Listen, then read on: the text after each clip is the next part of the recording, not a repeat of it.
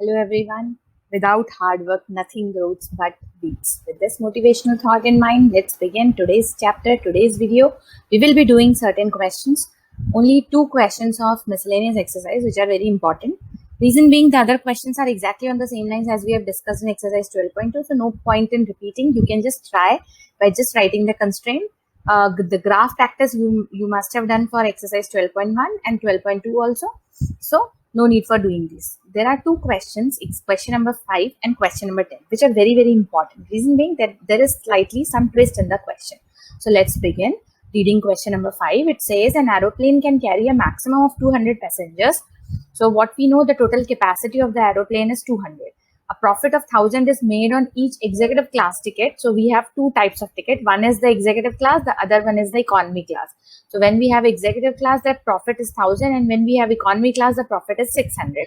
Now what we know, so on the basis of this, I have taken let X be the number of tickets sold for the executive class and Y be the number of tickets sold for the economy class.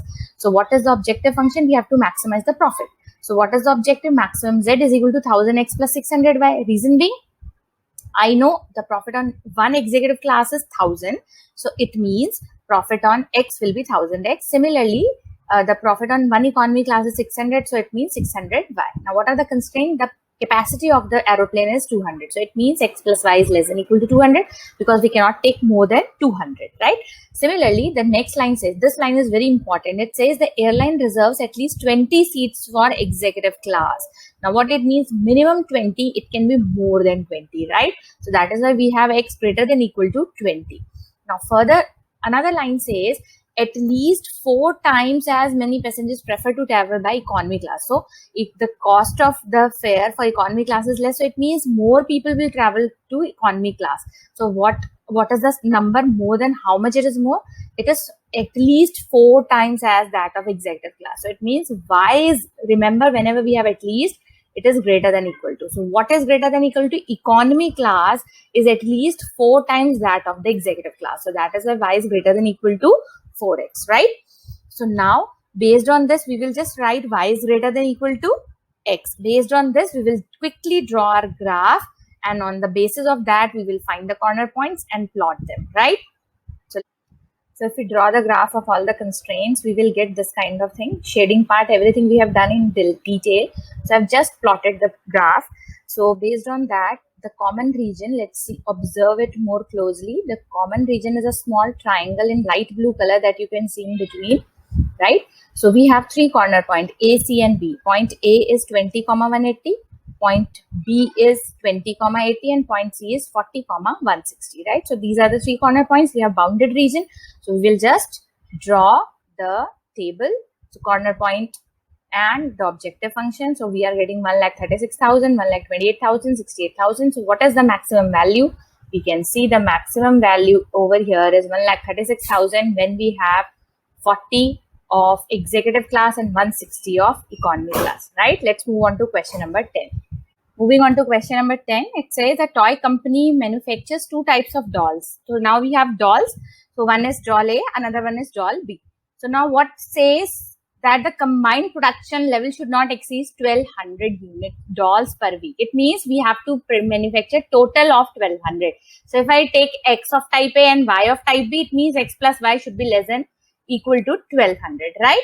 Now further it says that the demand for doll of type B, that is Y, is at most means over here less than equal to, is half of that of type A. So Y is less than equal to half of X. Clear? Now, if we move to further, next statement says a production level of type A can exceed 3 times.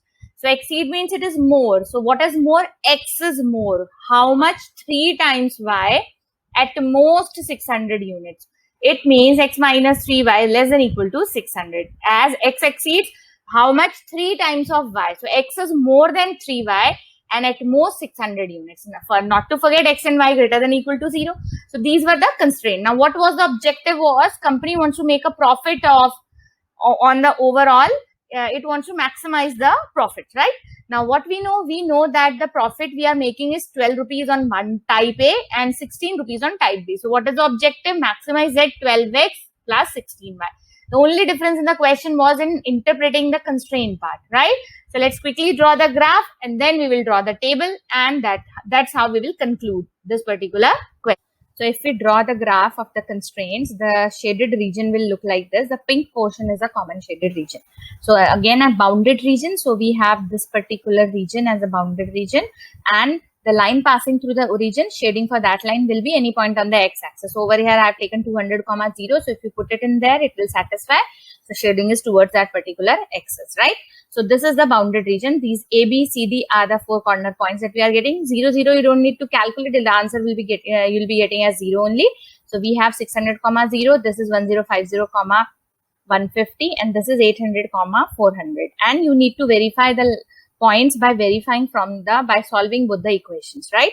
So once we have the corner points, what we will do, we'll draw the table. So we have a corner point table. So I am getting, if I put all this in the objective function, I am getting these answers.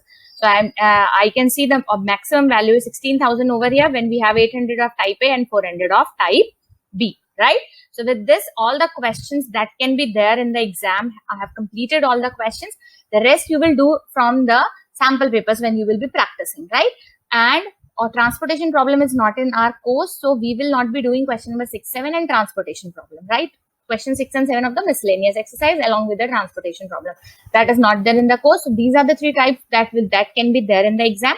Most of the times we can expect a statement problem in the exam, and 1 marker is from like certain questions like objective function or definition based, or by putting the value, certain things we need to verify. Those are the type of questions that are asked for 1 marks, right? So with this, keep on practicing the questions and you can practice it at your own pace, right? Be at home. Take care.